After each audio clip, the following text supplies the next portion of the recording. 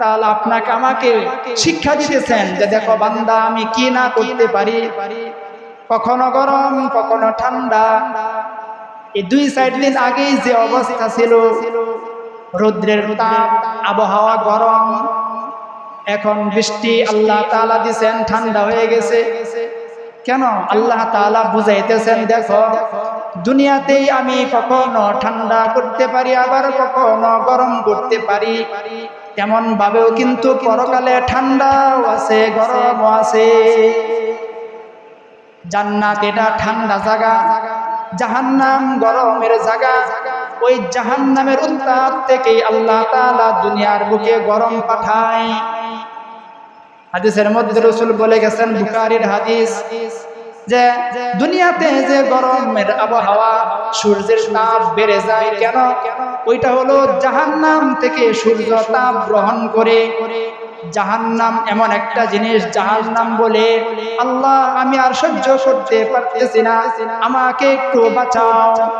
তখন আল্লাহ তাআলা জাহান্নামকে, বুখারীর হাদিস, জাহান্নামকে আদেশ করেছেন 2টা নিঃশ্বাস ফেলানোর জন্য। একটা নিঃশ্বাস টানে আর একটা নিঃশ্বাস ফালায়।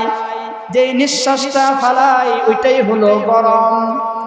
ওই জাহান্নামের নিঃশ্বাস থেকে সূর্য তাপ গ্রহণ করে আর দুনিয়ার বুকে সেই তাপ ছাড়ে।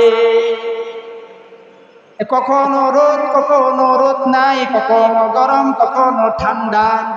এইগুলা করে আল্লাহ তাআলা আপনাকে আমাকে বুঝাইতেছেন দেখো আমি আল্লাহ তাআলাই সব কিছুই করতে পারি, সব কিছু আমি করতে পারি। তো ওই কামার দিনের বেলা গরমের জন্য কোনো কাজ কাম করতে পারতো না। সন্ধ্যা হওয়ার সাথে সাথে ওই বান্দা কামার সে লোহা দিয়ে, আগুন দিয়ে পুরায়া লোহা দিয়ে জিনিস বানাইতো। আর তার বাড়ির কাছে ওই মুফাসসির, জামানার তাফসীর কারক, মুফাসসির কারক, তিনি তার ছাদের উপর দাঁড়ায়া দাঁড়ায়া ঠান্ডা বাতাসের মধ্যে নামাজ আদায় করত।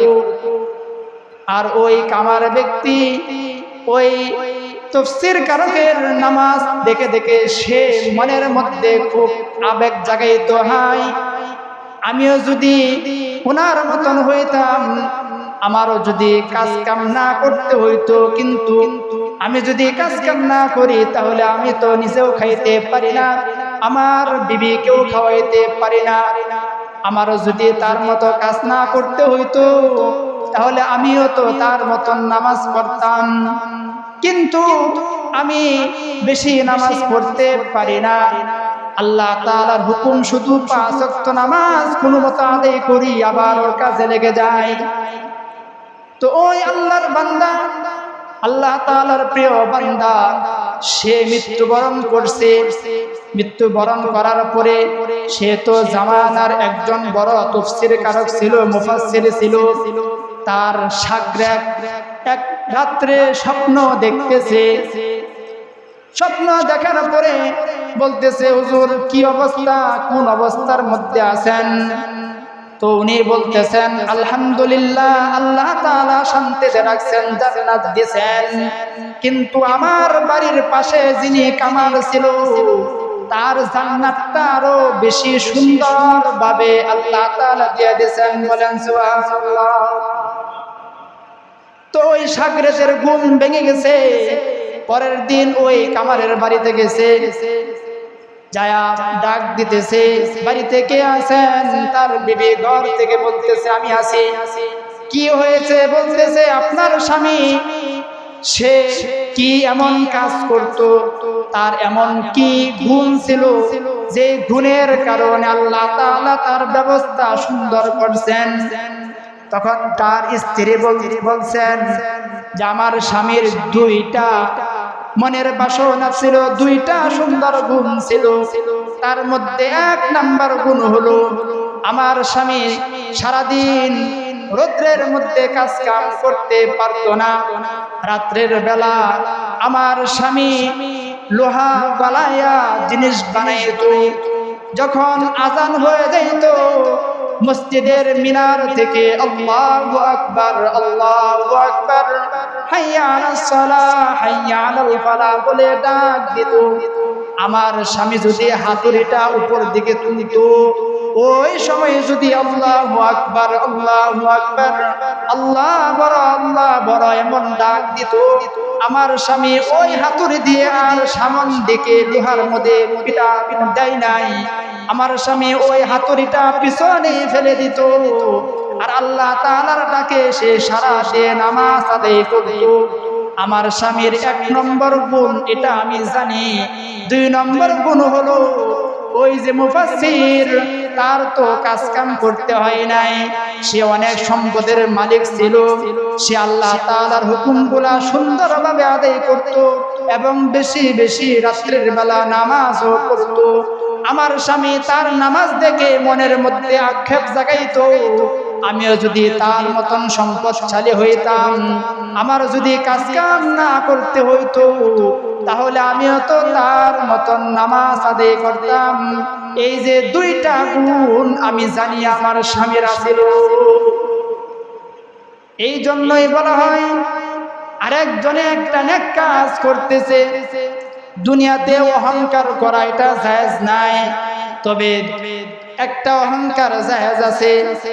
ওই অহংকারটা হইল একজন কোরআন শিখছে, সে সব সময় কোরআন তেলাওয়াত করে, আপনি আর মনের মধ্যে যদি আপনি আক্ষেপ জাগান হয় সে কোরআন শিখতে পারছে, আমি তো কোরআন শিখতে পারি নাই, সে কোরআন শিখে সব সময় কোরআন তেলাওয়াত করে, আমি শিখতে পারি নাই, এই জন্য আমি কোরআন তেলাওয়াত করতে পারি না।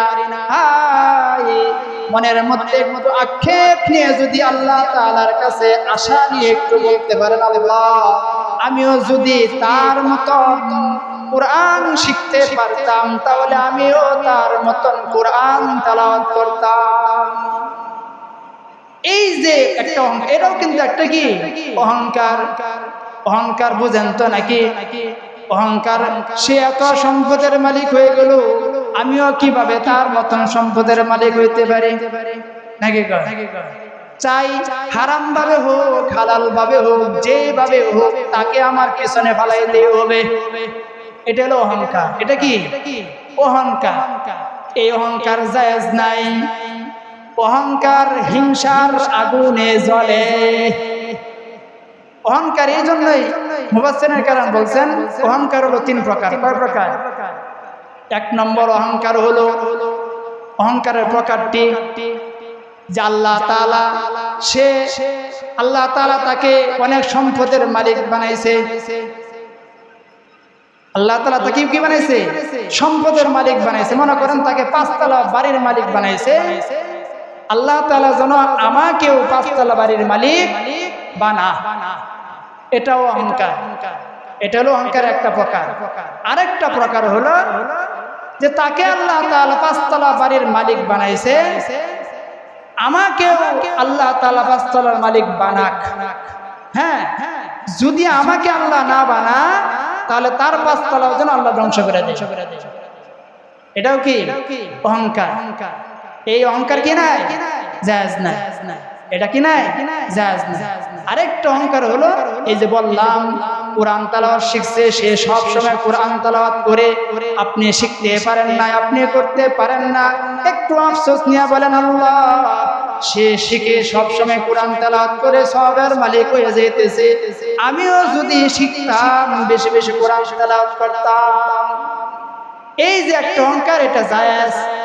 সে সম্পদের মালিক হইছে, সে সব সময় আল্লাহর রাস্তায় খরচ করে, আপনি সম্পদের মালিক হইতে পারেন নাই, কারণ সম্পদ দেওয়ার মালিক কে?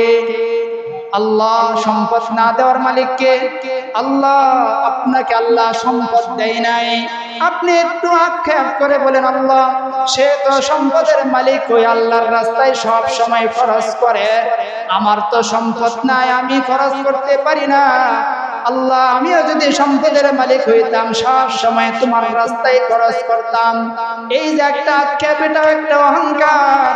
এই অহংকার জায়েজ আছে। যেমন ভাবে ওই কামার বেড়া অহংকার করছে, জামানার মুফাসসির সে রাত্রির বেলা ওই সুন্দর তার ছাদের উপরে বাতাস লাগে, আর সে সুন্দরভাবে আল্লাহ তাআলার বেশি বেশি নফল নামাজ আদায় করে। কিন্তু আমি তো দিনের বেলা কাজ করতে পারি না, রাত্রের বেলা করতে হয়। আমিও যদি কাজ করতে না হইতো, আমিও যদি তার মতন হইতাম, তাহলে আমিও আল্লাহ তাআলার বেশি বেশি নফল নামাজ আদায় করতাম। এটা জায়েজ আছে। কিন্তু এখন বলেন, নেক কাজের দিকে যে অহংকার, এটা আমরা করি নাকি দুনিয়ার যে অহংকার সেটা করি? দুনিয়ার অহংকার আপনি আমি করি। এই জন্যই অহংকার এমন একটা জিনিস, যেমন ভাবে চুলার মধ্যে লাকড়ি দিলে লাকড়িকে আগুনে গ্রাস করে ফেলে, খেয়ে ফেলে, অহংকারও এমন একটা জিনিস। অহংকার যদি কেউ করে, তার যদি আমলনামায় নেক কাজ থেকে থাকে, ওই আমলগুলা ওই অহংকারের কারণে আমলগুলো একেবারে নিঃশেষ করে দেয়, পুড়ায় দেয়।